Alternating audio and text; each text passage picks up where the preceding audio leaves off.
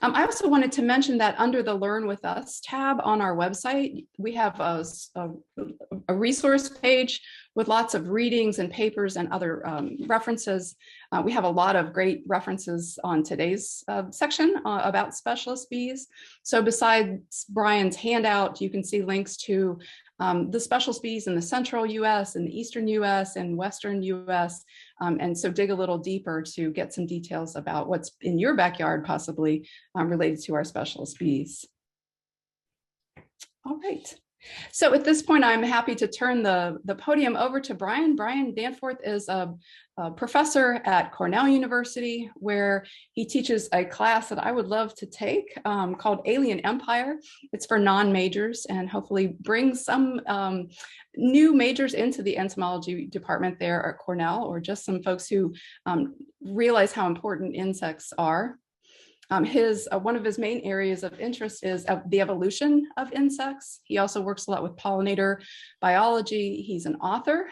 Maybe you have seen his book or are reading The Solitary Bees, a book that he co-authored. He also has a PDF publication online, which is linked on our website, about specialist bees, ways that you can garden to bring those specialist bees. It's focused on New York, but if you're from the East, or if you just want some great general guidelines about how to create those spaces for specialist bees and some information about their biology, you'll want to check that out. Bryan also curates the insect collection there at Cornell, and he's part of the Bee Course, which is a really fascinating program for entomologists or wannabe bee specialists that brings together a small group, goes out into the desert in Arizona and collects and identifies bees. So Bryan, thanks so much for being with us this morning. I'm excited to learn more about specialist bees. It's one of my favorite groups. Appreciate your time. Okay, thanks very much, Denise, for inviting me. This is a new talk, and I found this opportunity to really dig into the kind of literature and biology of specialist bees. Just a great opportunity to kind of revisit some of the literature on this subject. So the good news is that I'm very excited about this topic. The only downside I can think of is that I have actually never given this talk before, and it's the first time we're going to try this out. So, all right. So I've decided to cover a number of topics about specialist bees, some of them in more detail than others. I'd like to introduce you to some of my favorite specialist bees to start out with. I'd like to suggest that many of the specialist bees are of conservation concern. So when we are looking for groups of organisms to focus on for conservation, specialists, especially within the bees, are really an important group. And I'll show you some of the literature that supports that. We'll talk a little bit about the terminology we use to describe specialization in bees. Including oligolecty, polylecty, mesolecty, those kinds of terms. We'll look at how specialization is distributed across bee phylogeny. We'll look at how specialization is distributed across habitats. We'll take a quick detour into whether or not specialization is an ancestral or a derived trait within bees. We'll explore a little bit about the host plant families that bees specialize upon. We'll talk about the implications of host plant specialization for evolution, both in terms of rapid evolution and diversification. We'll talk about some experiments to uncover why bees specialize at all. It's a bit of a puzzle why any organism would specialize on a certain limited resource. In the case of bees, they specialize on a single plant, genus, or family. And so you have to ask yourselves, why would they choose to do that when they could be using all the floral resources available in the area? And then finally, I want to talk about how you can conserve specialists in your backyard, primarily in the Eastern United States. All right, so just a quick run through of some of my favorite specialist bees to give you a sense of what we mean by a host plant specialist. One of my favorites is Dasypoda argentata. This is a European bee You find this in beaches and sandy areas in France and Mediterranean Europe. Its sole host plant is Scabiosa in the family Dipsaceae, and you will not find this bee unless you find its host plant.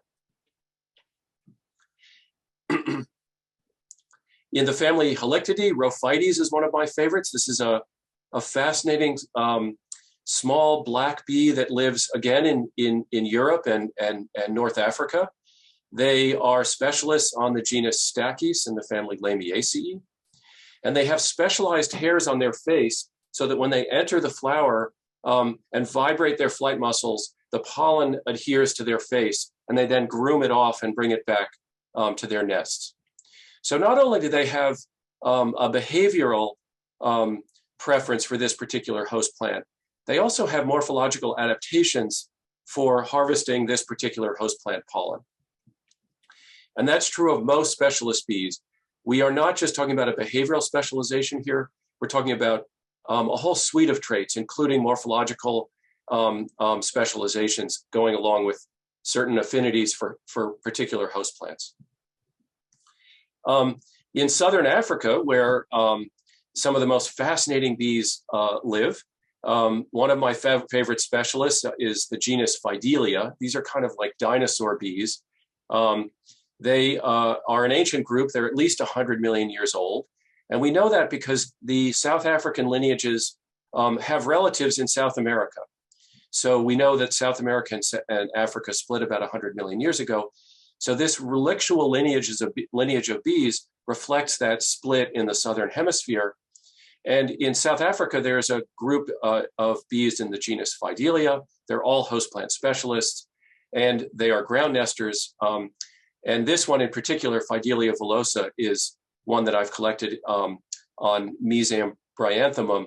And again, this is a bee that you will only collect if you find this particular host plant. In South America, this is one of my favorite bees. I've never actually collected it, but it's a beautiful and odd-looking bee. This is Chili Melissa roseni in the family Calididae. That's a specialist on Nolana, which is in the family Solanaceae. These bees have elongate mouth parts and a greatly elongated head for reaching the floral nectaries at the bottom of that flower. So again, morphological adaptations to host plant specialization. In New York, we can find a local specialist bee. One of my favorites is Macropus nuda. This is an oil bee. It requires, it lives in humid habitats along streams and rivers, and it requires access to its floral host, Lysomachia ciliata, and it requires these floral oils to line its brood cells and also to provision its brood cells, its provision. So this is a specialist, one of the approximately 20% of New York's bees that are host plant specialists. All right, so why should we care about host plant specialists? There's a lot of evidence that host plant specialists are in fact among the most threatened of all bee species. And I'll go back to a paper from 2006 by Biesmeyer et al., where they showed that surveys of bee and hoverfly assemblages in Britain and the Netherlands found that depending on the assemblage and location, pollinator declines were most frequent in habitat and flower specialists, driving home the point that these are really the ones we should be worried about when we're concerned about conserving native bee species. In a recent paper in 2020 by a group in Czechoslovakia, Boguš et al. Found that oligolectic bees are proportionally more strongly represented than polylectic bees among the red listed species of the Czech Republic. And most of these red listed bees are restricted to particular habitats and particular host plants. So again, in Europe, we find that the specialist bees are the ones that we should be most concerned about. In North America, Laura Burkle and her group studied bees in the Midwest, and they repeated surveys done by Roberts back in the late 19th century, and they found that the loss of bees in that region was non-random, such that bees that were specialists or parasites or cavity nesters were the most likely to be extirpated relative to the surveys conducted by Roberts in the 19th century. So again, specialists were more likely to be threatened than generalists based on Laura Burkle's work. So all of those papers suggest that we should be concerned about host plant specialists. So let's dive into the literature on host plant specialists and the terminology that we use to talk about host plant specialists. And I take these terms from a paper by Kane and Sipes from a book chapter published in 2000. And they sort of grouped bees into various categories, and depending on how narrowly their host plant specialists were restricted. So, for example, a monolectic bee would be restricted to a single plant species. A narrow oligolectic bee would be restricted to a single plant genus. Oligolectic bees would be restricted to plant genera within the same family, and then on to more broadly polylectic species. And then a term they coined, which I love, which is called eclectic oligolecty, which means bees that are restricted to a small group of unrelated host plant families. And one example of this is Osmia ribiflorus, a mason bee that visits primarily 3 plant families, but they're totally unrelated to each other, and their flowers are different in morphology. So you do find these kind of oddball cases of eclectic oligolecty. Now, I don't want to burden you with too many terms, but I actually think it's better to think about host plant specialization in bees as a kind of continuum. So if we think about it that way, we can go all the way from narrow host plant specialists down here on the left, including one of my favorite bees, Hesperapis aurelia, which is monolectic along the coast of Florida and the Gulf states in the US, to a very generalist bee, Apis mellifera, the honeybee, which will visit hundreds and hundreds of plant families for its pollen and nectar. So don't get bogged down in the terminology. Consider this really a range of host plant preferences. And we're really today going to focus on this left-hand edge of the spectrum, the bees that tend to restrict their floral visits and their pollen collecting to a small group of related plant families. All right, so let's take a look across bee phylogeny and ask, where do we find the specialist bees? And this will, I think, give you a sense of how widespread specialization is. So this is a phylogeny of the bee families. There are only 7 bee families, from Melididae to the family Callididae.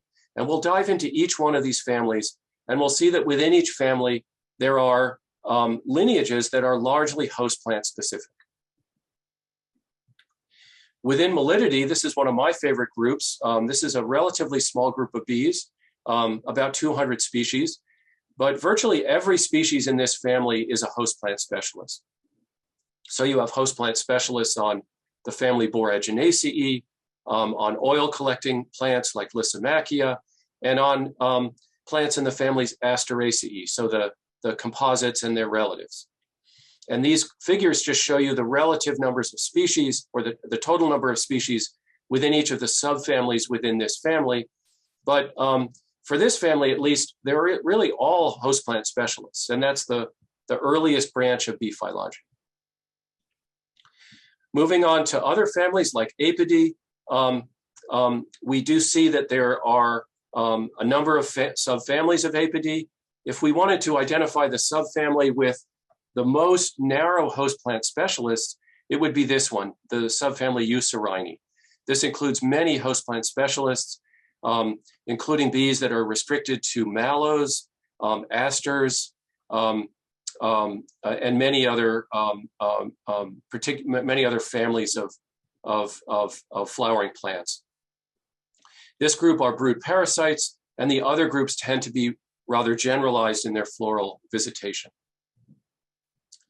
In the family Megachilidae, host plant specialization is also widespread. So within this basal lineage of Phydelioines, they're all host plant specialists. Pararophytines are thought to be host plant specialists. Lithargines are largely host plant specialists on plants that produce large pollen grains, for example, mallows, cactuses, um, and those kinds of plants, cucurbits as well. And then within Megachilinae, we have a number of host plant specialists as well. So host plant specialization is widespread within the Megachilidae. In the Andrenidae, we have two subfamilies, which are largely host plant specialists. Androninae, which includes the large genus Andrena, and then this subfamily Panergynae. These are things like Perdita, Calliopsis, Macrodera, groups of particular diversity in desert regions, many of which are very narrow host plant specialists.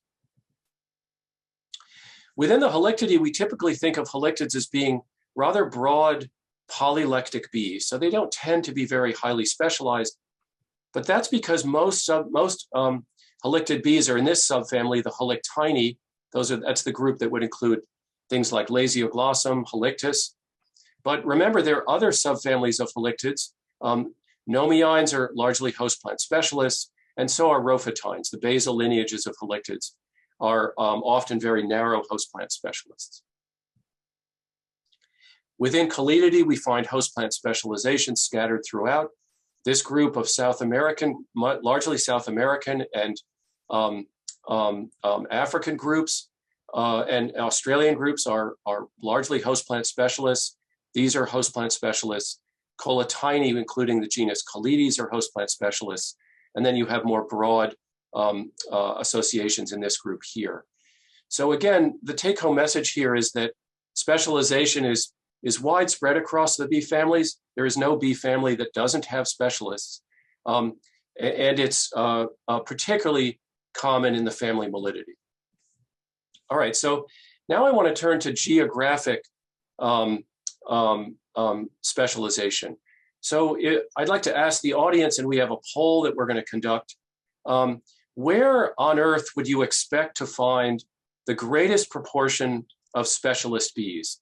And I've given you a few choices: deserts, Great Plains, Eastern deciduous forest, or tundra. And I see that people are responding actively to our survey. And I'll give you a few seconds to continue when the response rate kind of dies down. So this is something that is important to think about when you're thinking about where you want to go collecting bees. For example, if you wanted to study bees and you wanted to study specialist bees in particular, what geographic region of the world would you go to? It looks like people have very strong opinions about this, which is great.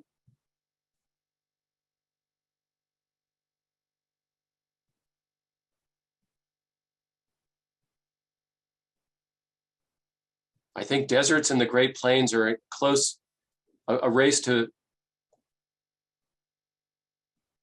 win this poll.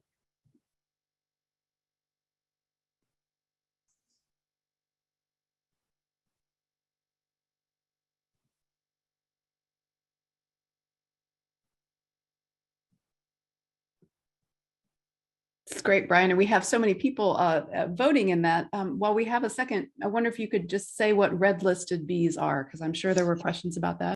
Oh, right. So a red-listed bee would be a bee that's of high conservation concern. So it's a bee that's considered to be threatened or endangered in any part of the world. So I think the poll looks like it's wrapping up here, Denise. Do you want to end that? So this is great. So thank you for responding. 32% of the people considered deserts to be the place where you would find the most specialist bees. An equal number of people felt that the Great Plains were a place to find specialist bees. The Eastern deciduous forest, 28% people, and for tundra, 9% of people. And I think you're absolutely right. The tundra is the least likely place to find a high proportion of specialist bees. But I'm going to move on to the next slide and show you results from an empirical. Should I share results, Denise? Sure, go ahead. I tried to do that, but yes. Maybe that's something I have to do. Now I'm going to close the poll, I think, because I don't want to stop sharing. Okay, there we go. All right, so thank you for your responses. let's just look now at what the literature would suggest about this. Oh, there we go. This is a study done by Andrew Moldenke in the 1970s.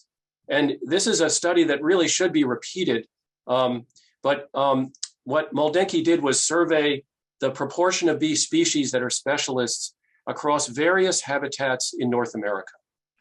And what you can see is that in desert habitats and Mediterranean climate regions, you have more than 50% of the bee species being specialists. So the answer to my question was the correct answer is deserts. There are many specialists in the Great Plains. There are as many as 35 to nearly 40, but really the peak of specialization is in the desert regions where flowering occurs in a very brief period of time, and there is an enormous number of flowering plants blooming simultaneously. So we really should repeat this survey. It's getting a little old now, but I think this is a result that will be held up no matter how we look at the results. So if one were to go collecting bees in North America, where would you go? Well, luckily we have a recent study by Michael Orr and colleagues analyzing species richness patterns across the world, but this is the figure from their paper on North America. And what we've shown here is in color from low species richness in yellow to high species richness in brown and dark red. And what you can see is that in the desert Southwest here, the Western United States, we really find an extraordinarily high species richness. And that's associated with this increase in specialist bees as well. So that's where you would go to find the specialists. It's also where we find the greatest species richness. So if my wife is listening, I would just like to remind her that when I die, I would like my ashes spread in this part of the world. All right, so let's move on. So one question that I'd like to ask is, which came first, specialization or generalization? And this is a question we can answer with phylogenetic studies, and I picked one study by Claudio Sedevi and colleagues in Switzerland. And what they did is they constructed a phylogeny for the genus Hoplites, which is a megachilid bee. These are stem nesters. And not only did they construct the phylogeny, they analyzed the pollen loads of all the species within this phylogeny. And they characterized those bees as to whether or not they were a specialist or a generalist. And they even characterized what their host plant specialist group was. So for example, these lineages in purple include bees that are specialized on Boraginaceae. Now the generalists are shown up here in red. And what you can see from this tree is that the ancestor of Hoplites was probably a specialist on Boraginaceae. So that would be things like Echium, would be a typical host plant for these bees. And as you progress up through the phylogeny, you have switches to other host plants, but it's really not until you get quite far up in the phylogeny where you see generalization evolving. Now, this pattern of generalists arising from specialists is something we see in other host plant specialist bees.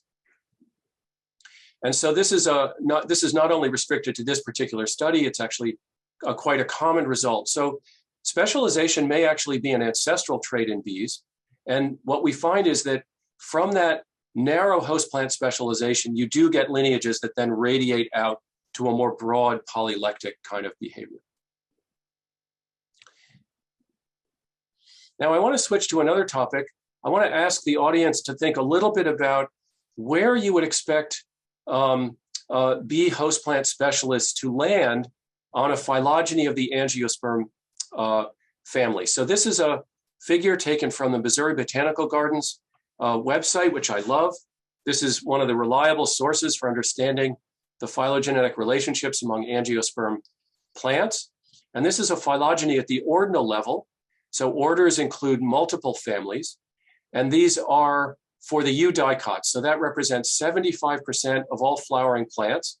So we've left off the monocots and some other lineages here because they're not as frequently visited by bees.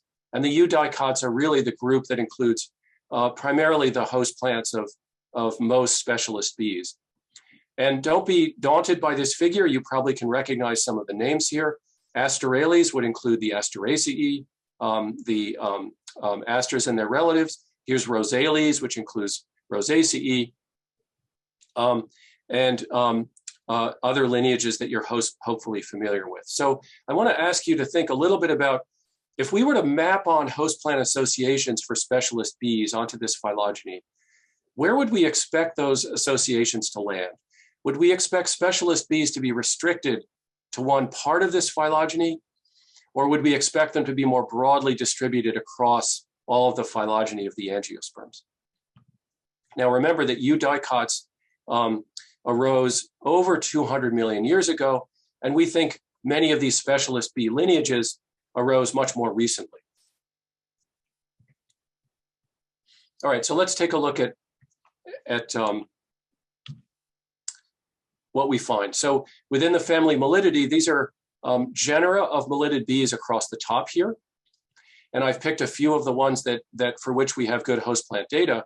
And what I want you to notice is that each of these genera is distributed widely across the phylogeny of the angiosperms. So what that suggests is that these bees are really not constrained phylogenetically by their hosts. They're jumping around in the phylogeny of angiosperms quite a lot, and there's quite a lot of host plant switching going on within each of these lineages.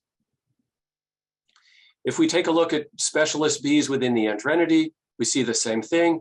If we look at Andrena, which is a relatively recent group, only about 20 million years old, or Pertutini, another group that's very recent, about 20 million years old, we can see that they've colonized virtually all orders of angiosperm plants. So they've radiated onto the angiosperms in a sense,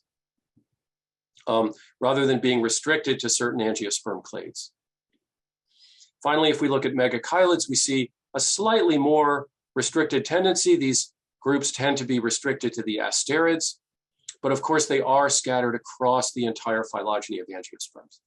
So again, what this tells us is that host plant specialist species are restricted to certain host plant families, but within those lineages, they're able to jump across the phylogeny of angiosperms in quite an amazing way.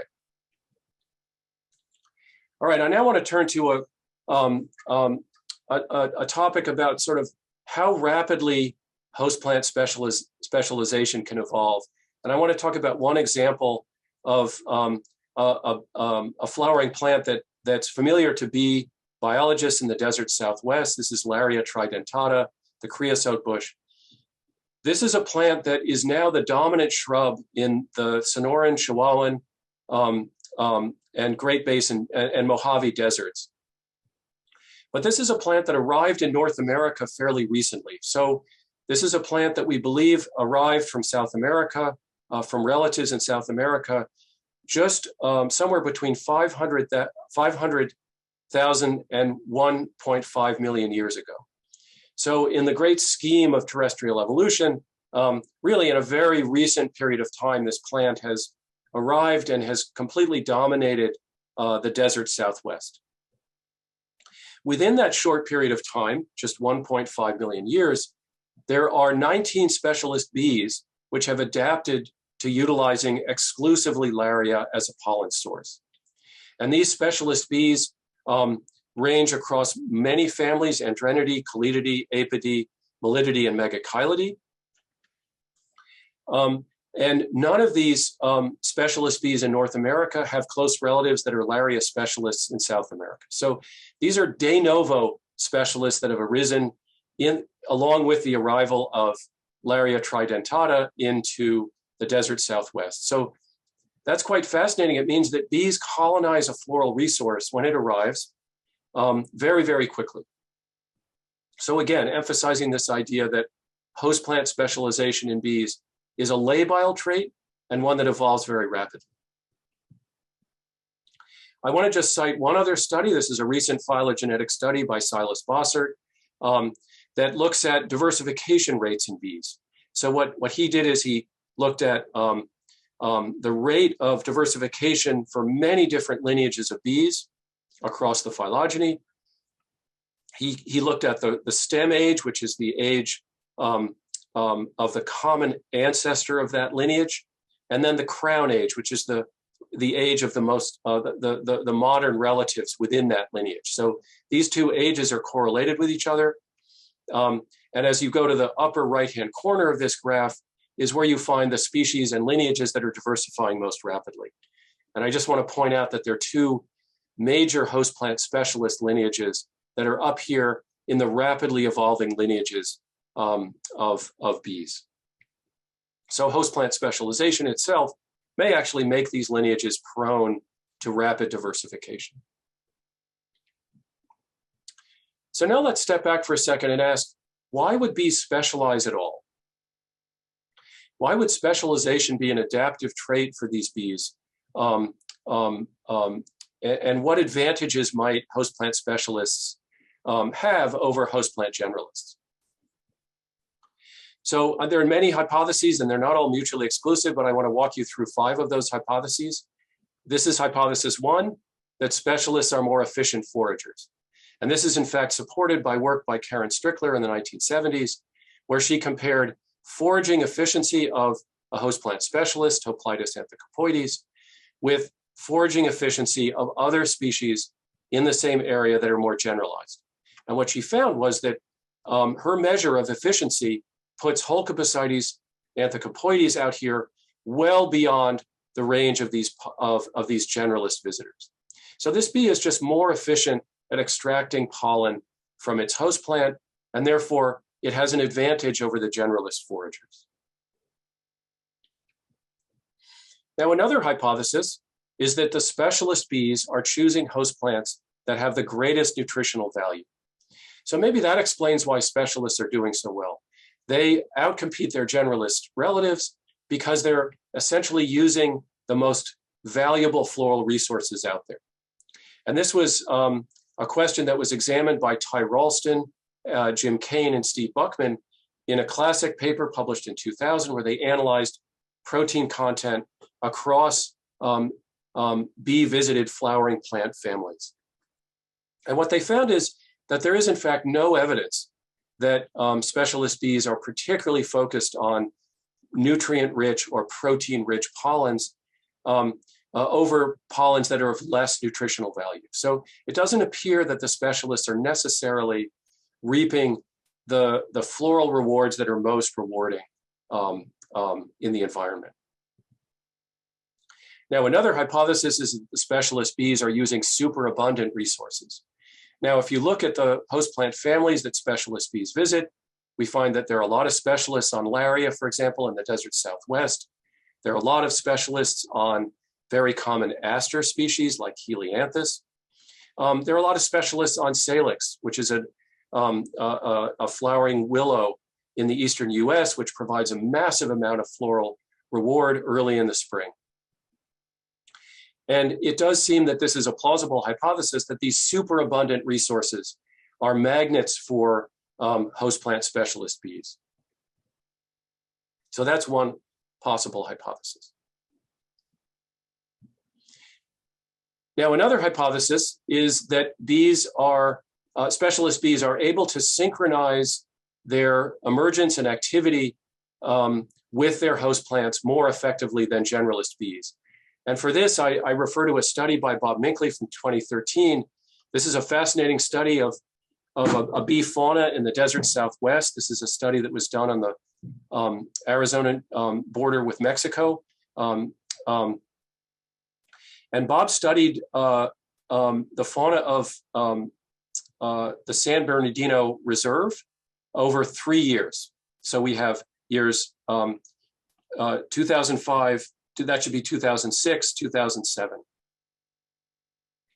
And what he did is he looked at the abundance of bees on mesquite and the abundance of bees on creosote bush over those 3 years. And he divided those bees into specialists and generalists. And he found, for example, that in the first year, there were equal numbers of specialists and generalists on mesquite, and there were equal number of specialists and generalists on creosote bush. So that's in a good year. In this next year, we had a drought. So there was very few flowering plants came into bloom. Mesquite did bloom because mesquite has deep taproots. Creosote bush did not bloom. And what Bob found was that the specialists on creosote bush, shown here by this little bar, chose not to emerge in this drought year. So these bees were able to tell that this was not a good year for their host plant, and therefore they chose not to emerge on that year, which is a brilliant adaptation to living in an unpredictable environment where rainfall can sometimes be absent and your host plants may not bloom at all. In the following year, the generalists then came out again, both on mesquite and on creosote bush, as well as the specialists. And in fact, the specialists had a particularly good year in that post-drought year.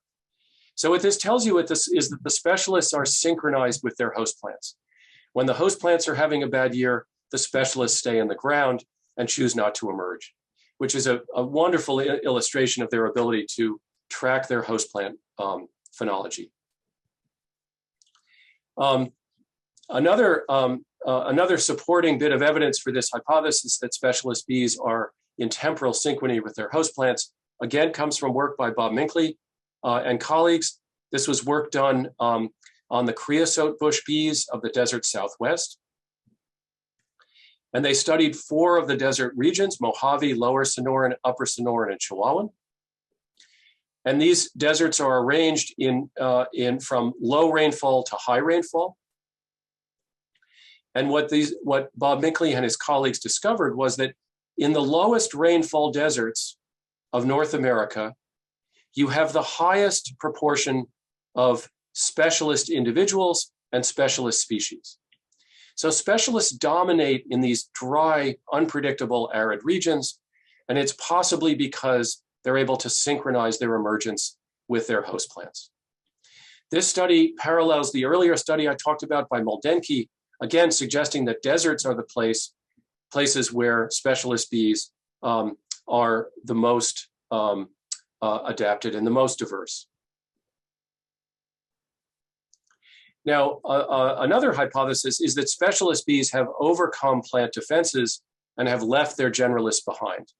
And this is certainly a hypothesis that I believe makes sense. Many of the host plants that specialist bees visit are fairly toxic. We know, for example, that aster pollen has high levels of toxins. We know, for example, that members of the family Boraginaceae, like Echium, are fairly highly toxic pollens to generalist bees. So we think that these specialists have overcome some of those plant defenses, and that has facilitated their radiation onto these very abundant resources. Now, one of my favorite examples is this bee, Andrena astragali, studied by Jim Kane, which visits a highly toxic host plant called death camas. Now, this plant can kill foraging animals. It can kill foraging mammals like goats and cattle, and yet there is a specialist bee that makes its living exclusively collecting the pollen of this particular host plant. So that suggests that these bees do have the ability to overcome these plant toxins. Now, a final hypothesis I want to just mention, which I think is so fascinating, is by Dakota Spear and colleagues. And what they found was that bees that specialize on certain, what we would consider to be relatively unpalatable host plants in the family Asteraceae have lower parasitism rates than those that specialize on other plant families or that are generalists. They did this study in Colorado using stem nesting bees in the genus Osmia. And when they grouped their species into 3 categories, Fabaceae specialists, so these are legume specialists, Asteraceae specialists, these are composite specialists, and generalists, what they found is that the aster specialists were had the lowest levels of parasitism. So these black bars indicate unparasitized brood cells, white bars indicate parasitized brood cells. Notice that the Fabaceae specialists and the generalists always have some level of parasitism. But in the Asteraceae specialists, across the 4 years that they examined, their parasitism rate was 0 at the sites where they were studied. So it could be that these bees are benefiting by essentially self-medicating against parasites. Okay, so let's move to the topic of conserving specialists in your backyard. We've established that specialists are rare and certainly of conservation concern. We've taken a deep dive into the biology of specialists. Now let's take it back home and look at what we can do as individual homeowners or individual landowners to preserve specialists. And I'll take the New York bee fauna as an example. This is one I'm very familiar with.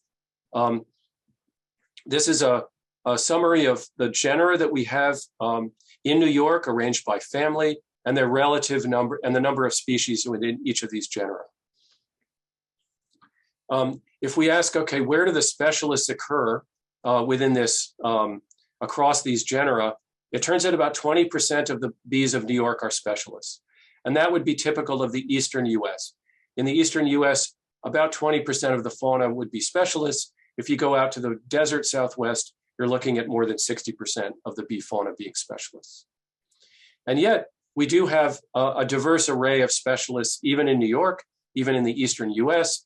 We have specialists across all of our bee families: Andranid specialists, apid specialists, calidid specialists, halictid specialists, megachilids, and of course, mellidids.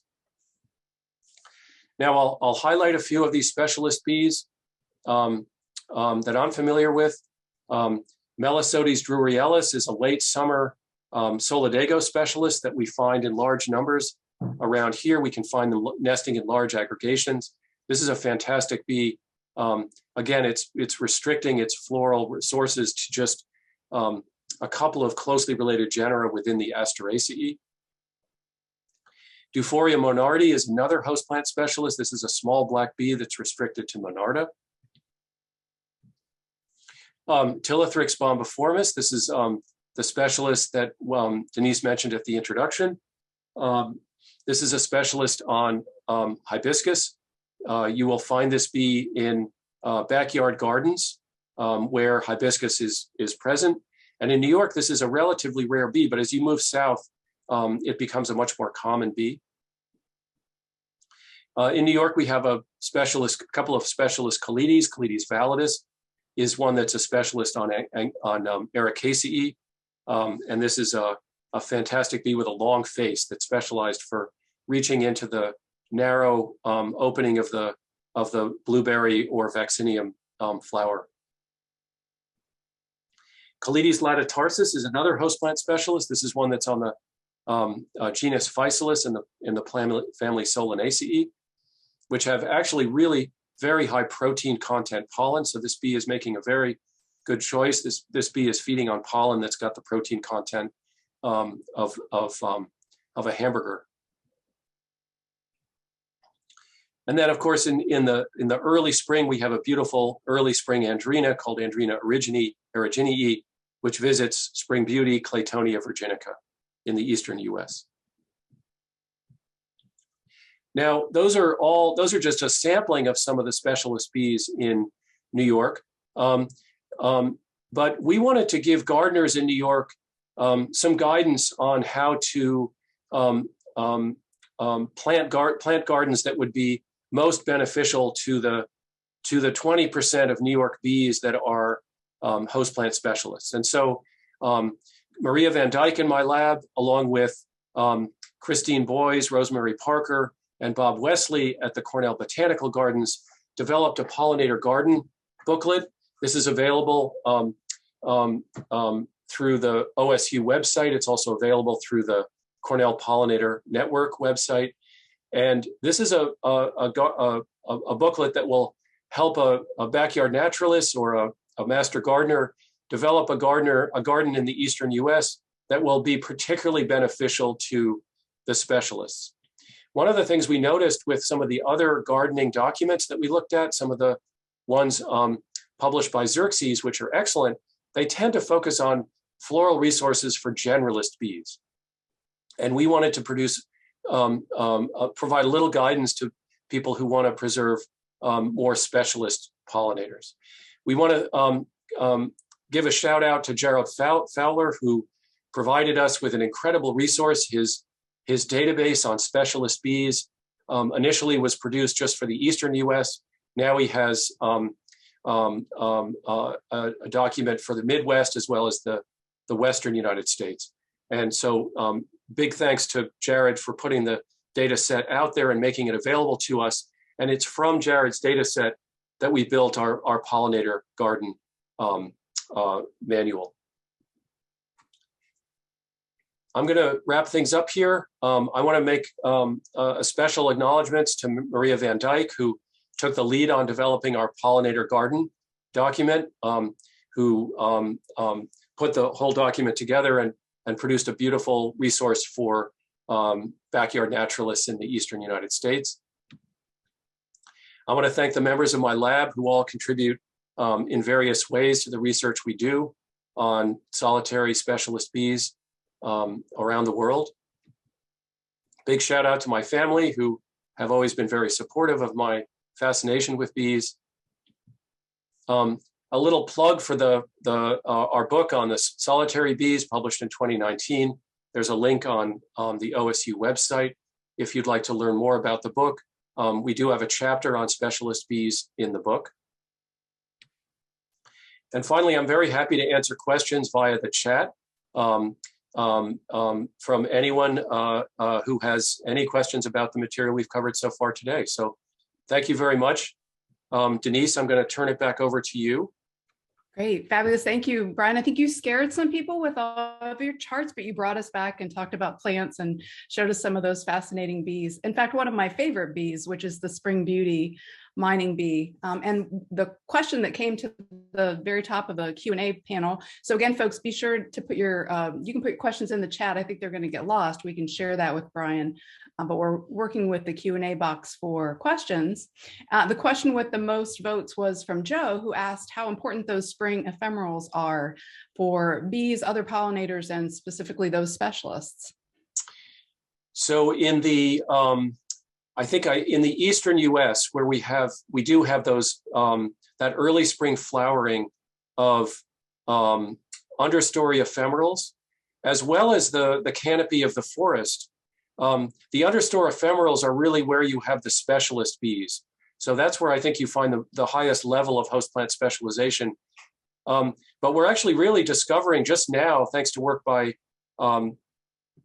my graduate student, Cass Urban Mead, that the flowering forest canopy is actually a resource, not only for specialists, but also for generalists. So I'd say both the understory and the flowering canopy are both valuable resources. Okay, thanks. Can you take just a minute and talk about how Cass is gathering her bee data from the canopy? It's just so fascinating. Yeah, Cass has moved on to a position at Xerxes now, so I hope that you'll all interact with her through her role as a pollinator consultant with Xerxes. Cass's background is in tree climbing. She has a background in forestry. She loves climbing trees, so part of her PhD involved climbing oak trees and maple trees in New York State, setting out pan traps and capturing bees in the forest canopy to understand how those forest canopy flowers are a resource for native bees. I just think it's so fascinating. I am so intrigued by bee researchers and the questions that you come up with, and then the strategies you develop to answer those questions. It's really amazing. There are a couple questions, Brian, about how these specialist bees nest. So a few folks are asking, will bee hotels help? Or Tom says his garden has really heavy clay soil. Any hope that those specialists might nest there? So what are the nesting habitats in general? Yeah, one thing I didn't point out, I think, at the beginning was that all of the bees we've been talking about, all of the specialist bees are solitary. So you don't find any social bees that are highly host plant specific. And that makes sense because social bees are active over a long period of time, they have to be able to forage in the spring, the midsummer, and the late, and the fall. So we don't find specialization in the social bees. We only find it in the solitary bees. And many of those solitary bees are ground nesting. So I would say the majority of them are ground nesting. There are many stem nesting solitary bees, and many of those are host plant specialists. The genus Hoplites, Colostoma, they will go to trap nests. The question of how to enhance the ground nesting population of bees in your backyard is a challenging one, because it's really not that easy to modify the soil texture in your backyard. But what I could recommend is that you simply till up the soil, loosen it in certain areas of the yard. If you are particularly enthusiastic, mix in some sand. So make the soil a little bit better drained, so that it's softer, more malleable, and easier for those ground nesting bees to dig in. But it is hard to predict what particular soils ground nesting bees are going to choose. I just think the best thing you can do is probably to dig it up and not make it too compact. Okay. There was a question from a participant from Ohio who says, I have some of the same plants native to me here in Ohio that you have in New York. Can I expect to have the same specialist bees? Yes. Yeah. Most of the bees that we covered in our manual are not restricted to New York. They are widespread across the eastern US, some of them into the Midwest. So no, our pollinator guide should be quite good for much of the eastern US, maybe across into the Midwest. I think you would find that the species we've listed there will also be present. You might also consult the Xerces Society website, because they do have flowering plant lists by region. So those flowering plant lists are modified and adjusted by different geographic regions. But again, those are going to be lists that are largely for generalist bees. So Nancy is from New York, and she wants to know, what wildflower seeds can I sow right now in wintry New York, and maybe the region more broadly, that will help these specialist bees? Any favorites that you can think of? Oh boy! So here's I have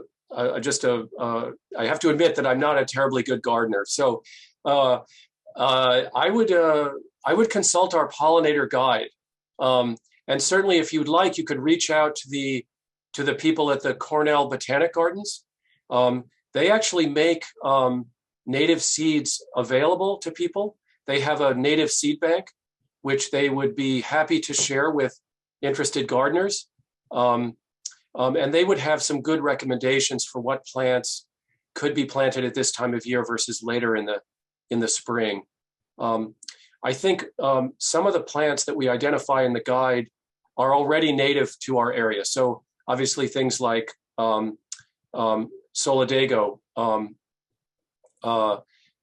goldenrod is very common and easy to obtain, and that would be one to encourage in your backyard. Flowering trees are also good. So early spring flowering trees in the family Rosaceae. If you can buy a crabapple or put out a cherry or a pear tree, you're going to be doing great things for the early spring bees.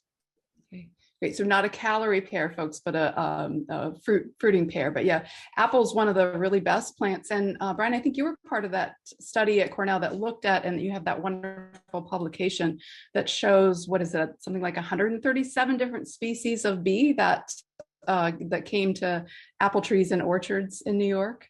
Yeah, orchards are a great resource for bees in New York, especially in the early spring. And that orchards will attract many osmia, andrena, lasioglossum. Lots of bees will visit those early spring flowering trees.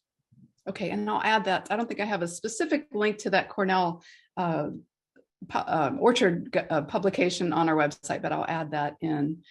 Just a few perennials that come to mind here for us in Ohio. So for those of you who love the seeds, I think of asters and ironweeds, both rich with specialist bees.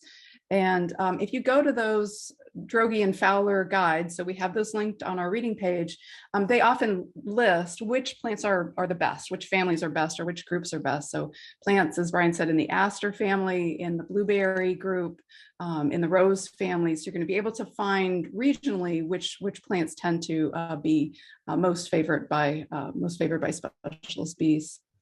And I know, Bryan, you said you weren't a gardener, so you can pass on this question if you want, but since we were talking about something like goldenrod, solidago, and participants may be thinking, I'm not going to plant a goldenrod in my garden, but there are some nice cultivars, cultivated varieties, or some people say nativars of goldenrod.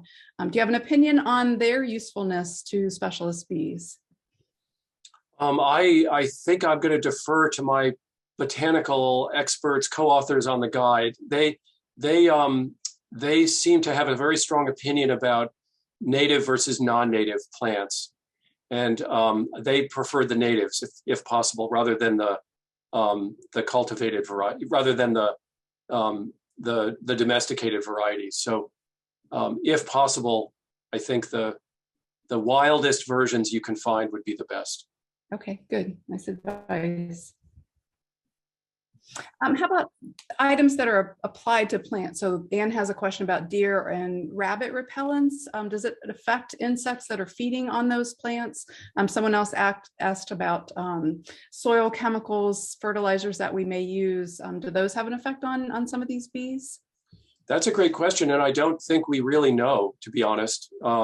Certainly insecticides are not a good thing. We also know that fungicides are not a great thing for most solitary or most bees. I don't know about fertilizers or deer repellents. That's a great question. And so plants that are going to have a rich nectar source, do these specialist bees go to different plants for nectar? Some people were asking, well, what do they feed on when their host plant isn't in bloom? Oh, right. So that's one of the things I should emphasize is that many of these bees are synchronized with their particular host plant. So, for example, let's take the Solidago specialists. They only emerge in the late summer when Solidago is in full bloom. The rest of the year, they're overwintering as larvae underground or in a stem somewhere. So they don't really have to identify alternative floral resources when their flower is not in bloom. I will say that most of the specialist bees we're talking about are pollen specialists.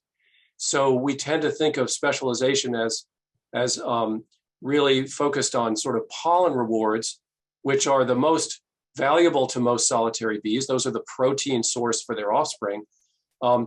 Many of the specialist bees will nectar on a variety of host plants. So nectar resources don't seem to be particularly limited for a lot of these bees. It's really the pollen resources that are of particular concern for these specialists.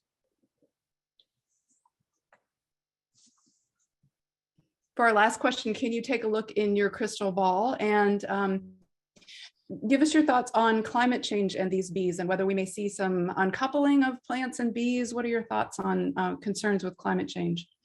Yeah, that's a great question. There is only now there are a few groups that are starting to investigate this. I mean, that is really the issue. What's going to happen as flowering shifts earlier and earlier in the season? Are the bees going to be able to keep up with that? We have some evidence from studies in the Northeast, work by Nacho Bartomeus out of Ray Winfrey's lab, that suggests that the bee fauna of the eastern US is actually shifting earlier and earlier. They're tracking the earlier and earlier flowering of their host plant, their host plants. That's good news, I suppose. They're able to track the shifting phenology. I'm much more concerned about places like the arid regions of the desert Southwest, where flowering is already unpredictable. If we make it more unpredictable, it becomes even harder for those host plant specialists to track their host plants. So I think that's the big unknown. What happens when rainfall patterns in the arid regions of the world, where the specialists are really most diverse, are disrupted or where the drought periods get prolonged. You know, the reason that those specialist bees can survive in those arid regions is that they can time their emergence to the flowering of their host plants. Now, if that flowering occurs every 3 years and they can overwinter for 3 years, that's great. But if that flowering then gets prolonged to 5 years, we don't know if those bees can overwinter for 5 years. It really is their physiological limitations to what they can do. So I am particularly concerned about what the deserts are going to be like as climate change accelerates kind of the drought, or makes the drought periods longer and therefore harder to predict for these specialist bees. That is a great question, and one that I don't think we have an answer to. Great, thank you. Thanks to everyone for coming this morning for this session. I want to encourage you to investigate specialist bees in your region and find some of those plants that are important to your particular neck of the woods. Sam Droege, who is a wonderful bee biologist, talks about there's an ironweed specialist bee, a longhorn bee, and he talks about that bee only needing 7 little tiny flowers on ironweed to collect enough pollen to provision one cell for an offspring. So you don't need a pasture of ironweed. You don't need even a big sweep of plants. Just a few plants really makes a difference. So again, Bryan, thank you so much for sharing your expertise and your time with us. Thanks for your great guide there, free on the web for folks to share. A great read, The Solitary Bee. If you haven't picked that up, it needs to be on your nightstand. And thanks again, Bryan. Everyone, thanks for coming in. Great to see everybody.